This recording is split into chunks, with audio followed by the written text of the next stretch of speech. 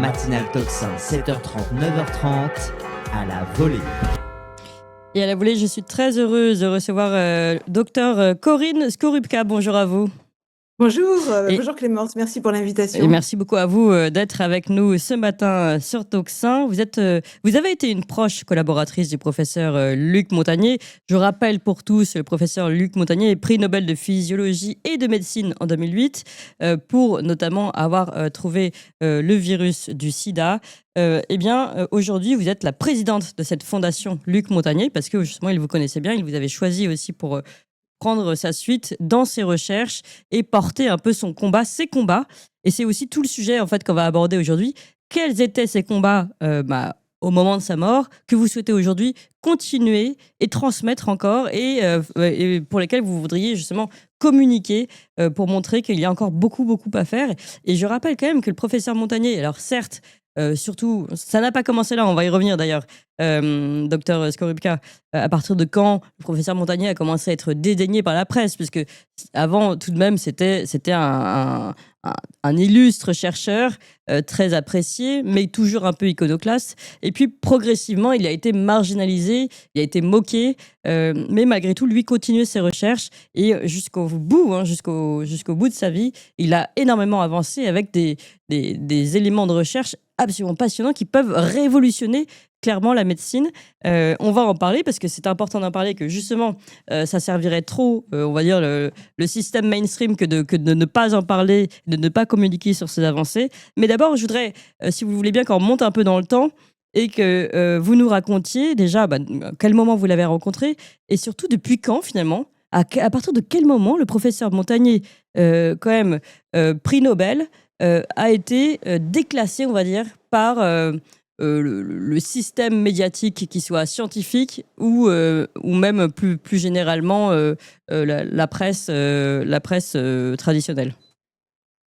Voilà, donc moi je suis psychiatre de formation et depuis les années 2000, début des années 2000, j'étais très engagée dans le combat de l'autisme, sur toutes les pistes environnementales et approches biologiques de l'autisme. J'avais créé une association qui était l'association Ariane, qui promouvait toutes ces recherches.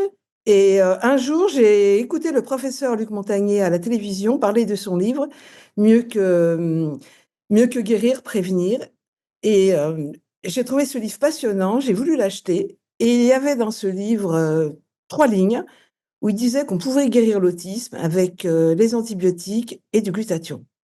J'ai trouvé cette phrase totalement extraordinaire de la part d'un prix Nobel.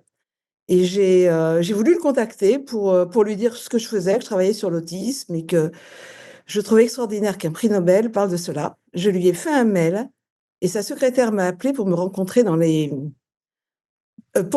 qu'il voulait me rencontrer. Elle m'a rappelé dans les 5 minutes. Donc, ce que j'ai fait, Oui. nous avons parlé pendant 2 heures ce jour-là et nous avons décidé de collaborer dès le premier jour et de faire des recherches sur l'autisme pour aller plus loin. C'est vrai qu'à l'époque, il avait créé un test dont on va parler, qui était la recherche de signaux infectieux dans le sérum, dans le plasma des patients malades, et il voulait savoir si on retrouvait ces signaux infectieux chez les autistes. Donc, on a travaillé sur toute une cohorte d'enfants italiens, parce que c'était très compliqué de le faire en France, et on a trouvé que 80% des enfants autistes étaient infectés avaient une infection chronique. À ce moment-là, il est allé présenter ses travaux à Chicago, à l'Autism Research Institute, pour parler uniquement des pistes infectieuses de l'autisme. Or, il se fait que dans ce congrès, il y avait déjà des gens comme Kennedy, des gens comme Wakefield, qui avaient publié sur les vaccins et l'autisme, alors qu'il n'a pas prononcé le mot de vaccin ce jour-là. Oui. Tout le monde a parlé de Montagnier anti-vax. Et tout le monde est tombé contre lui. 44 prix Nobel ont demandé sa défection du centre de recherche du Cameroun sur le sida. Et toute la presse est emballée contre lui. C'est dingue. C'est-à-dire qu'attendez, tout a commencé, finalement, la presse a commencé à se retourner contre lui, puis l'ensemble du monde de la science, on va dire des chercheurs scientifiques, enfin, quand je dis l'ensemble, la grande majorité, disons, à partir du moment où il est allé donner une conférence sur les pistes infectieuses de l'autisme, donc vous dites qu'il n'a pas dit une seule fois le mot vaccin, mais il se trouve que dans ce congrès de Chicago, se trouvait une personne qui, elle, avait étudié sur le lien entre l'autisme et le vaccin. mais Exactement, le doctorant de Wakefield. qui n'a pas été cité par le professeur Montagnier pendant son discours, et qui, malgré tout, a permis un rapprochement en disant le professeur Montagnier est anti-vax, et donc, en gros, il faut le détruire, c'est devenu la nouvelle cible. Exactement, tout à fait. Parler que les Ça, c'était vaccins, quand? c'est exactement en mai 2012. D'accord. Donc, ce qui est intéressant, c'est que c'était déjà, on va dire, tout le monde, Big Pharma, pour le dire simple, du vaccin, qui a pris en charge, enfin, qui a pris en cible plutôt le professeur Montagnier, parce qu'il voyait un grand danger, est-ce qu'on puisse dire, que le vaccin serait susceptible d'être responsable de causes telles que, enfin, de maladies telles que l'autisme, en fait. Il faut savoir qu'Andrew Wakefield était un gastro-entérologue britannique, qu'il avait Oui. publié en fait dans Nature ce lien entre ROR et autisme, et que les laboratoires ont fait rétracter l'étude, et en fait il a été radié de Grande-Bretagne et est parti travailler aux États-Unis. Ah non, mais c'est Donc en dingue. fait, Ouais. il était présent, il Il ne a le été connaissait pas radié, il a encore. été radié parce Il a que été radié ensuite de Grande-Bretagne, à cause de son du étude, MIT. et c'est sous la pression des laboratoires. Exactement, qui ont fait rétracter l'étude. Ouais, donc ça montre déjà la puissance, la force et l'inquiétude qu'ils avaient aussi sur ces études, parce que bon, normalement, la science Exactement. laisse le débat. Et donc, pour revenir au professeur Montagnier, cette attaque, ces attaques contre lui qui ont commencé à ce moment-là, à partir de ce congrès de Chicago, est-ce que ça l'a touché? Comment a-t-il modifié son travail? Ou justement, est-ce qu'il s'est dit, il y a peut-être quelque chose derrière cette question de la vaccination qui a l'air de tant inquiéter le système? Comment a-t-il réagi? Bon, ça n'a pas modifié son travail, puisqu'en fait, lui, son travail, c'était de rechercher les pistes infectieuses de toutes les maladies chroniques, pas seulement l'autisme. Il faut savoir que l'autisme, pour faire une parenthèse, a explosé en 20 ans. On est passé de 1 sur 1000 à pratiquement 1 sur 20. C'est pour vous dire Oui. que... Oui, d'ailleurs, ça, c'est dans le on va dire discours, qu'avec- dans l'un des grands discours de Kennedy. Il parle pour les chiffres Exactement. américains, mais sur la multiplication de ces cas d'autisme, ouais. Exactement. Donc, il y a vraiment quelque chose qui se passe au niveau de l'environnement.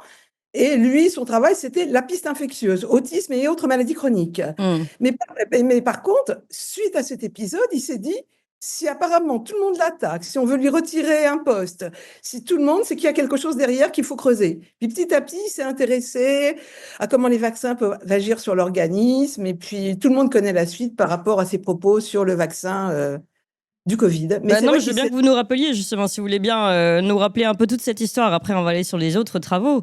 Mais Oui. donc, en fait, lui, il était parti plutôt des infections qui pouvaient provoquer l'autisme. Et finalement, il s'est aussi intéressé à la vaccination. Et qu'a-t-il, lui, découvert? Ou alors, qu'avait-il je veux dire, comme pensée, comme déroulé de pensée concernant ce développement de l'autisme? Quelles étaient ses théories?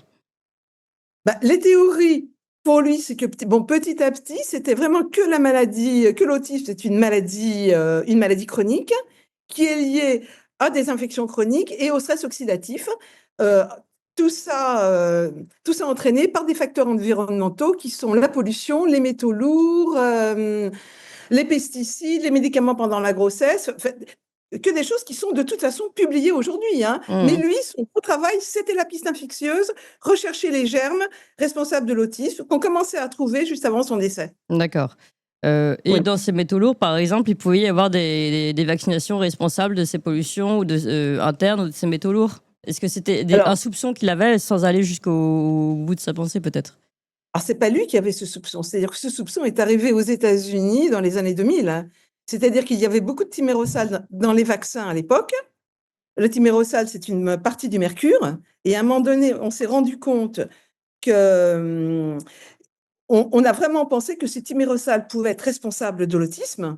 Et on a retiré dans les années 2000 le thymérosal des vaccins. Et petit à petit, on l'a retiré. Il y a eu comme un plateau de progression de l'autisme, mais petit à petit, sans thymérosal et sans tout ça, l'autisme a continué de progresser. Donc, on s'est pensé qu'il y avait autre chose qu'il y avait vraiment, il y a autre chose que les vaccins et que c'est-à-dire le vaccin n'est pas la seule cause de Bien l'autisme. sûr, ouais. Peut-être quelque chose qui a pu provoquer quelque chose, mais dire que le vaccin crée l'autisme, c'est pas vrai parce qu'il y a eu aussi à un moment donné des enfants non vaccinés qui sont devenus autistes. Bien Donc sûr. c'est pour ça. Mais c'est vrai qu'il y a eu certainement un déclenchement par les vaccins, et ça, tous les parents s'en sont rendus compte. Oui. Et c'est tout l'Europe en général. Ouais, ça, c'est, ça, Voilà. c'est- Mais lui a progressé. Lui, vraiment, son dada, c'était pas vaccin ouais. autisme. Lui, son dada, c'était vraiment facteur infectieux et autisme. Oui, oui. Voilà, infectieuse, Et voilà. alors, ce qui est intéressant avec le facteur infectieux, c'est que donc, a priori, ça se soigne par des antibiotiques. Ah bah oui, qui dit infection dit antibiotique. Et il y a eu d'excellents résultats sur les enfants autistes et chez d'autres pathologies aussi, avec des cures d'antibiotiques chez les enfants autistes. Il y a eu beaucoup d'enfants traités en France par ce genre de méthode. Au début, on travaillait avec le professeur Montagnier, sauf qu'à un moment donné, l'ordre des médecins s'est un peu attaqué à tous ces médecins. Et c'est vrai que enfin, la piste, elle n'a pas été abandonnée, mais c'est vrai qu'on a de moins en moins de Des médecins médecins. Parce que qui travaillent comme les ça, médecins quoi. qui soignent l'autisme avec des antibiotiques risquent la radiation de l'ordre, par exemple, Il y en a se eu mettent-ils en malheureusement. danger à cause de cela? Oui, ils se mettent en danger à cause de ça. Il y a aussi le gros problème de la maladie de Lyme, que vous connaissez peut-être. Oui. On sait que parmi nos pistes infectieuses, on a trouvé 20% d'enfants qui étaient positifs à Borrelia, d'autistes, et puis les 60%, c'est autre chose. Et aussi, on a malheureusement tous les médecins qui veulent travailler sur la maladie de Lyme se font un peu attaquer aujourd'hui.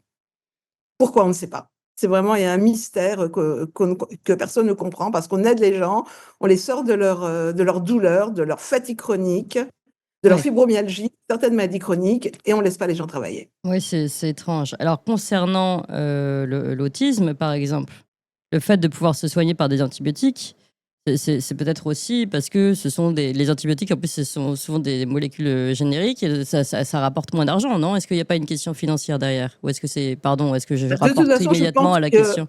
Ouais. tout est financier. Mais à un moment donné, il y a aussi toutes ces personnes, tous ces psychiatres qui ont appris à travailler autrement, qui ont vu l'autisme d'une certaine façon, qui ont créé tous ces centres d'hôpitaux de jour et qui verraient peut-être leur travail, enfin, qui sortiraient peut-être son travail du jour au lendemain. Ouais. Donc, je ne sais pas exactement quelle est la cause, mais en tout cas, dès que vous parlez d'autisme en France, c'est un vrai problème. Il faut savoir que par rapport à ses propos sur l'autisme, le professeur Montagnier, 3 mois ou 4 mois avant son décès, a été convoqué, lui aussi, alors qu'il est prix Nobel, membre de l'Académie de médecine, par l'ordre des médecins. Il a été très contrarié par cet épisode. Il a été convoqué par l'ordre des médecins à cause de Convoqué l'autisme? oui, oui. Parce que, Je crois que c'est 3 mois, 3 mois avant son décès pour des propos tenus sur l'autisme. et que lui reprochait-on exactement? De dire que l'autisme pouvait être infectieux, alors qu'on en a presque la preuve.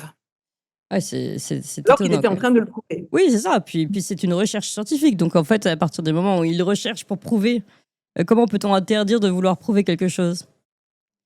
C'est étonnant. Écoutez, c'est le grand mystère, hein. Je pense que beaucoup de médecins qui aujourd'hui travaillent, montrent des choses, ont eu des gros problèmes avec cet ordre des médecins, malheureusement. Oui, oui, c'est vrai. Je vois qu'il n'est pas le seul. Le professeur Montagnier, d'ailleurs, rappelle, quand on regarde des documentaires, etc., que c'est pas la première fois qu'il a vécu avec cette histoire de l'autisme. Puis on va revenir sur la mémoire de l'eau, même s'il n'aimait pas lui-même ce terme, mais bon, c'est le terme que tout le monde connaît aujourd'hui. C'est pas la première fois qu'il connaissait les attaques qu'on pouvait avoir en règle sur certains sujets scientifiques, et que finalement, même pour la présentation du virus du sida et sa reconnaissance, il avait également pris au moins 1 an, expliquait-il, pour enfin se faire reconnaître dans son travail. Donc, comme quoi, finalement, à chaque fois qu'il y a des découvertes, c'est pas toujours bien apprécié dans le monde de la science, et c'est pas nouveau. Bon, on peut rappeler Galilée, hein. Donc, de toute façon, Exactement, ça c'est de oui. tous les temps. Dès De qu'on toute dérange un façon, peu le système actuel, tous les schémas de pensée sont bousculés, et visiblement, que ce soit pour des raisons financières derrière, on pense à Big Pharma, ou seulement parce qu'il y a un système de pensée qui s'est installé, que c'est inconfortable que de tout renverser, et qu'éventuellement on peut perdre son poste, on peut comprendre que ça peut poser des questions. Alors, autre sujet évidemment du professeur Montagnier, moi qui me passionne parce qu'on trouve ça très très mystérieux, c'est cette fameuse histoire de la mémoire de l'eau que, en fait, le professeur Montagnier utilisait comme une méthode pour d'autres choses. Lui, c'était pas comme le premier chercheur à l'INSERM, Jacques Benveniste, qui lui voulait vraiment prouver que l'eau avait une forme de mémoire. Le professeur Montagnier, en tout cas, voulait l'utiliser. Mais alors, cette méthode, est-ce que vous pouvez revenir dessus, et où en était le professeur Montagnier là-dessus? alors lui, voilà, donc quand Jacques Benveniste est décédé, il a travaillé avec son plus proche collaborateur, le biologiste Jamal Aïssa, Oui. et il a repris les recherches de Jacques Benveniste, mais lui qu'il voulait absolument appliquer aux bactéries, parce que n'oublions pas que c'est un infectiologue, un virologue, et tout ça. Donc pour lui, il partait du principe que les bactéries, que l'ADN des bactéries pouvait émettre des signaux électromagnétiques qui pouvaient passer toutes les barrières et diffuser dans l'organisme. Mais vraiment, ce signal est vraiment infiniment petit. Et voilà, donc c'est en fait cette recherche de signal électromagnétique que le professeur Montagnier voulait mettre en évidence à la fin de sa vie. Et si on retrouvait ces signaux infectieux dans le plasma des patients malades, autisme ou autres, cela prouvait qu'ils avaient une infection chronique, que cette infection pouvait ne pas être retrouvée par les méthodes traditionnelles, sérologie ou autres, et que s'il y avait infection chronique, on pouvait traiter l'infection et peut-être pas guérir, mais au moins nettement améliorer toutes les pathologies chroniques comme l'autisme et les maladies neurodégénératives et plein d'autres pathologies dont il est difficile de parler. Oui, alors je vais peut-être Voilà. donner Donc, un en fait, schéma son simple but pour que était tout le monde là. comprenne, juste pardon, pour revenir sur Oui. la mémoire de l'eau, tout le monde ne connaît pas cette recherche et la théorie, on va dire, de Jacques Benveniste qui a été ensuite reprise par le professeur Montagnier. En fait, c'est absolument passionnant, c'est se dire que l'eau est capable d'enregistrer des signaux électromagnétiques, des ondes qui viendraient alors, par exemple d'un virus qu'elle aurait rencontré, qu'elle enregistrerait les ondes émises par ce virus, et qu'ensuite, même si l'eau est diluée une certaine quantité de fois, elle gardera en mémoire ce virus, qui fait qu'après, on peut écouter, brancher un tube d'eau à un ordinateur. C'est assez incroyable, avec un capteur type micro, hein, donc on est en radio, en plus ça nous parle. On met un capteur type micro au-dessus d'un tube et on entend ce que nous raconte l'eau, c'est-à-dire ce qu'elle a, le virus qu'elle a rencontré. Elle le raconte par onde magnétique, plus ou moins. Et après, on peut envoyer cette information à un autre ordinateur, je dis en Italie parce que c'est ce qui s'est passé dans l'expérience du professeur Montagnier, et redonner cette mémoire et la retransmettre à travers l'ordinateur par fichier, la retransmettre à un autre tube d'eau qui se situe en Italie et faire écouter, comme dit le professeur italien, faire écouter la musique à l'eau, et la musique va enregistrer, l'eau va enregistrer ces nouvelles ondes et donc reproduire encore une fois le virus dans ce tube. Et là, on est vraiment... évidemment que tout est bouleversé. Je veux dire, parce qu'aujourd'hui, la physique, la biologie classique, la physique classique ne reconnaît pas que l'eau émet des ondes déjà. Et puis alors encore moins qu'elle a une mémoire, quoi. Donc là, on est sur... elle émet des ondes, elle a une mémoire et ça peut se retransmettre par ordinateur. Comment on fait ? Mais en fait, quand on voit comment fonctionne la radio aujourd'hui, c'est la même chose avec le son, sauf que là, ce sont les ondes de l'eau. Et c'est absolument passionnant. Et quand on creuse un peu, on se dit, bah oui, mais en fait, en physique quantique, le son et... alors là, vous allez peut-être m'aider. Je crois que les ondes et le son sont classés de la même façon. Enfin, bref, ça s'explique mieux quand on rentre dans le domaine de la physique quantique que quand on est dans le domaine de la physique classique. Mais bon, en gros, moi, j'ai fini mon schéma, on va dire, vulgarisateur. Mais c'est vrai que déjà, rien que ça, c'est passionnant, mais on comprend que ça puisse déranger, évidemment. Bah, c'est un autre paradigme, hein, mais on est certainement dans la médecine de demain, hein. Je pense Oui. que dans 10, 20 ans, on sera dedans. Ou peut-être plus vite, hein. Je crois que c'est vraiment toutes ces techniques de biorésonance sont basées sur ce genre de problématiques, hein. Donc voilà, c'est plus du tout la biologie traditionnelle, c'est la biologie quantique ou la biologie numérique. Ouais. Voilà, on a un autre schéma maintenant. Voilà, c'est pour ça que ça dérange. Mais comme je vous dis, toute nouvelle chose dérange, ça on le sait. Oui, Voilà. Et puis alors dans les choses qui peuvent déranger, pardon, je reviens à cette idée financière encore, et Big Pharma qui aurait des intérêts uniquement financiers. C'est sûr que si on pouvait traiter à la place des médicaments juste par les ondes, alors j'ai presque envie de dire en faisant écouter de la musique, parce que c'est le terme qu'utilise le professeur italien pour parler de la transmission de ces ondes à l'eau. Comme notre corps est complètement constitué à 99% d'eau, si on pouvait nous soigner avec ces ondes, bah, c'est sûr que ce ne serait pas le même, le même investissement financier pour les laboratoires que si avec tout ce qu'il y a aujourd'hui comme développement de médicaments. Oui et non, parce que c'est aussi un autre investissement pour les laboratoires qui s'y intéresseraient. Il faut bien Oui, développer, ah bah bien sûr. D'ailleurs, faut bien développer le système. ah Donc bah c'est un ça c'est autre sûr. paradigme. D'ailleurs, c'est peut-être l'appel de la Fondation Montagnier, ça, de ce côté-là. Ben, tout à fait, hein. C'est-à-dire que, bon, comme vous avez compris, à aujourd'hui, on trouve ces signaux électromagnétiques dans le plasma des patients malades. On arrive à identifier pour le moment 8 bactéries et je pense qu'on en fera 15 dans très peu de temps. Pour le moment, on utilise des antibiotiques et ces antibiotiques marchent. Donc, on améliore les enfants autistes et les patients, mais c'est vrai que nous avons besoin de nous développer, nous avons besoin d'argent pour cela, nous avons besoin de trouver des investisseurs qui mettent au point toutes ces nouvelles techniques, nous avons besoin de développer de plus en plus de bactéries, parce que si on en a développé 15 et qu'en fait, c'est pas la bonne, eh ben, on va pas donner le bon traitement non plus.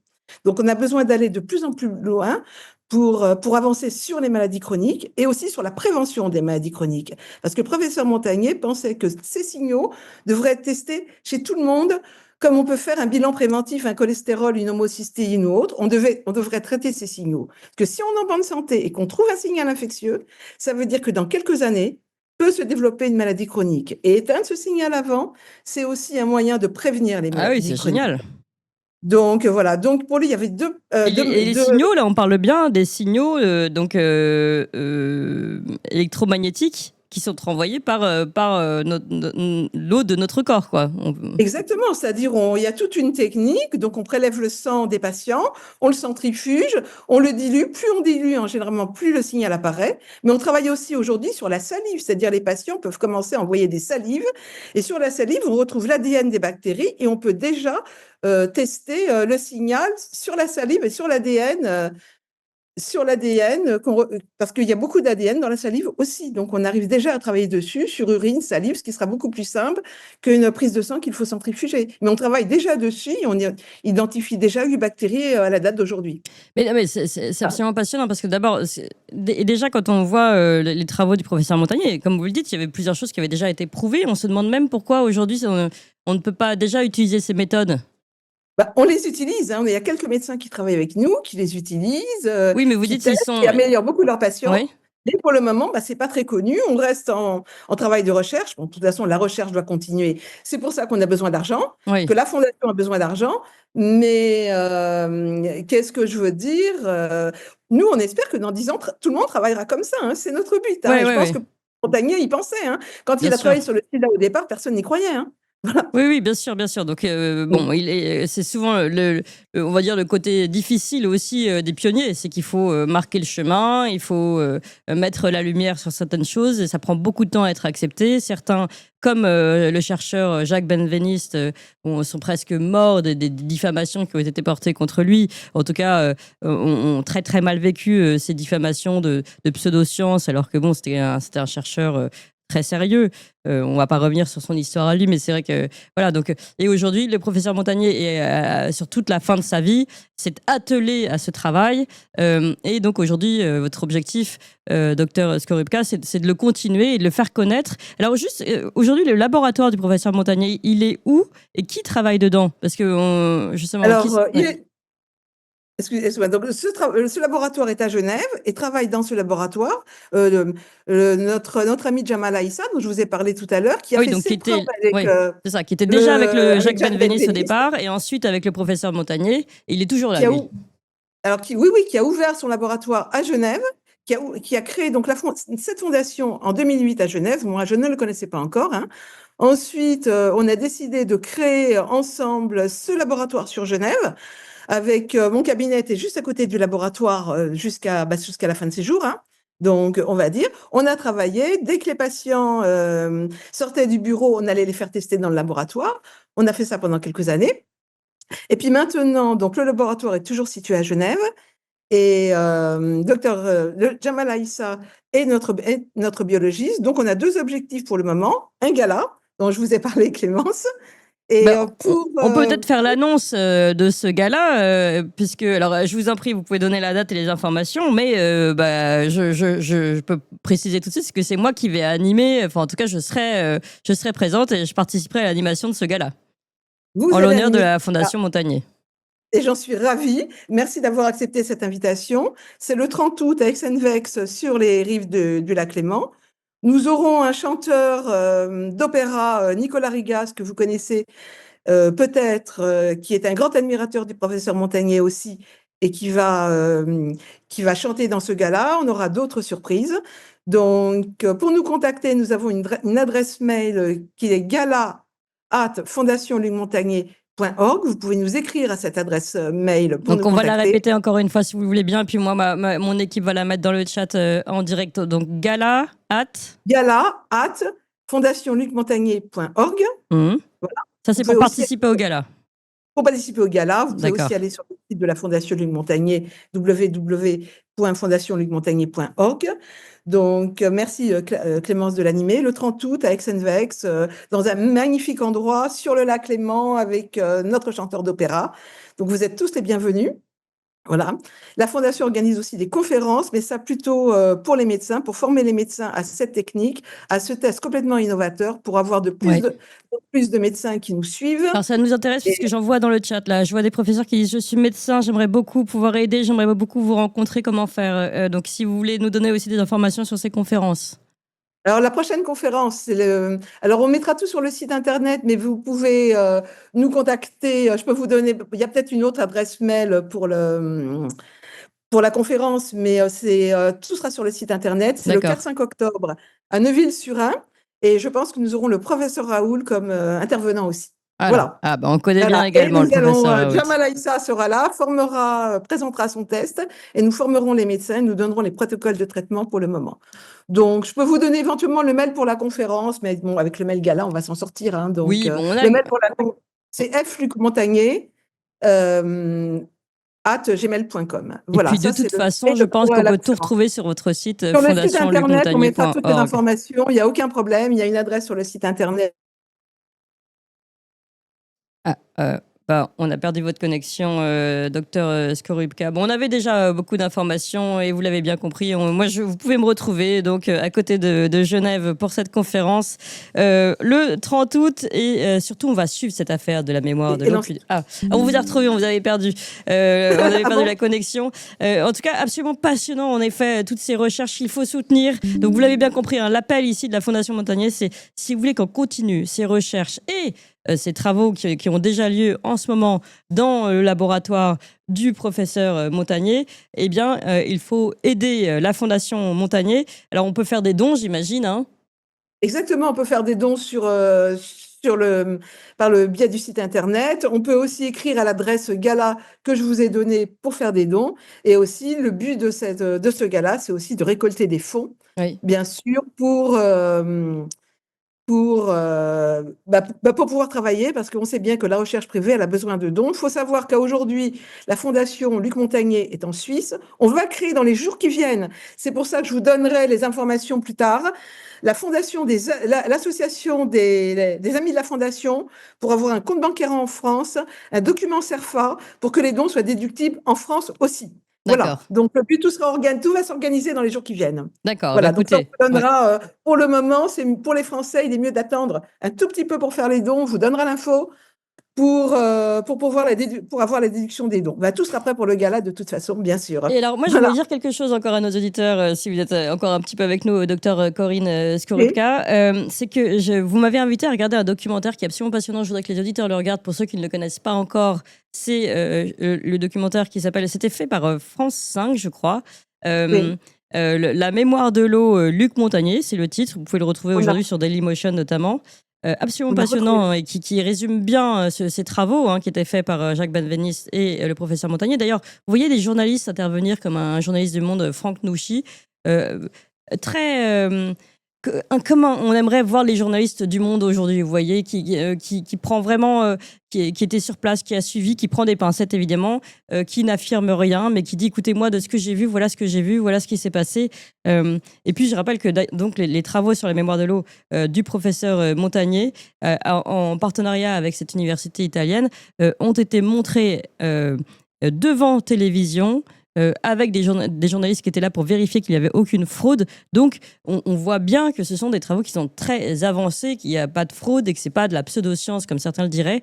Donc vraiment, je vous invite à le voir. Et ce que je vous propose, Dr Skorupka, c'est que, je ne sais pas si vous savez, mais on a une émission scientifique sur Toxin. J'aimerais bien qu'on refasse la même chose un peu que ce qui s'est passé en 2014 sur France 5. Une équipe qui va sur place, qui filme comment ça fonctionne et qui filme le laboratoire et qu'on voit et qu'on comprenne ce qui se passe réellement. Et je pense que c'est le rôle de Toxin de le faire. Donc si vous voulez bien, on s'invite dans vos laboratoires pour la nouvelle saison. Avec plaisir, avec grand plaisir, Clémence. Merci beaucoup. Merci beaucoup. Merci beaucoup à vous. Alors moi je vous dis au 30 août et chers amis, vous l'avez bien compris, vous pouvez soutenir évidemment les travaux du professeur Montagnier qui continuent. Et d'ailleurs c'était sa volonté, évidemment, c'est pour ça qu'elle existe cette fondation, que ces travaux continuent. Il faut faire la lumière sur ces découvertes qui sont absolument incroyables et qui vont révolutionner complètement, que ce soit la physique, que ce soit la biologie et évidemment la médecine. Donc révolutionner les sciences, évidemment que c'est pas très apprécié, encore moins par le grand monde des Big Pharma et par, on va dire, les esprits un peu chagrins qui n'aiment pas le changement. Mais nous, on aime le changement et on aime la lumière, on aime les débats et ça sert à ça. D'ailleurs, ceux qui veulent débattre et nous dire qu'ils sont pas d'accord, qui viennent aussi, bien sûr, vous êtes les bienvenus, vous savez, on vous l'a prouvé ici sur Toxin, c'est ce qu'on fait. Et en tout cas, merci infiniment à vous tous. On vous l'avait promis et ça y est, on se développe, on ouvre de nouvelles émissions. Vous avez déjà connu et rencontré les Tintins pour leur nouvelle émission des Tintins qui marche très fort. Évidemment, l'émission d'André Berkoff. Cette semaine sort une nouvelle émission scientifique où on va tenter de poser de véritables questions sur des débats scientifiques qui ne sont pas fermés, contrairement à ce que on veut nous faire croire. Donc pour toutes ces émissions et encore d'autres, comment reprendre le pouvoir politique aussi, notre émission à suivre, et puis des émissions historiques, géopolitiques et bien d'autres qui vont arriver. Il nous faut de la place parce que évidemment la première chaîne est déjà très prise par toutes les émissions et diffusions du matin notamment. Donc il faut qu'on ouvre une nouvelle chaîne et il faut que vous suiviez le mouvement surtout et que vous ayez tout de suite vous abonner à la nouvelle chaîne. Il faut aussi en parler à tout le monde. On compte vraiment sur vous parce que si on veut ouvrir ces nouvelles émissions, il faut que vous suiviez le mouvement et vraiment que vous alliez vous abonner tout de suite à la nouvelle chaîne YouTube. C'est pas compliqué, c'est gratuit, ça se fait en 2 clics. On vous met tout de suite le lien là, pouf, il apparaît. Le lien, vous pouvez vous abonner. C'est Toxin Plus, c'est ça, la nouvelle chaîne YouTube Toxin Plus pour toutes les émissions de l'après-midi. Donc vous pouvez la trouver sur Toxin-Plus en lettres majuscules ou tout simplement on va vous mettre le lien et vous cliquez immédiatement. Je vous fais confiance. Allez-y tout de suite. 1, 2, 3, Toxin Plus, allez-y.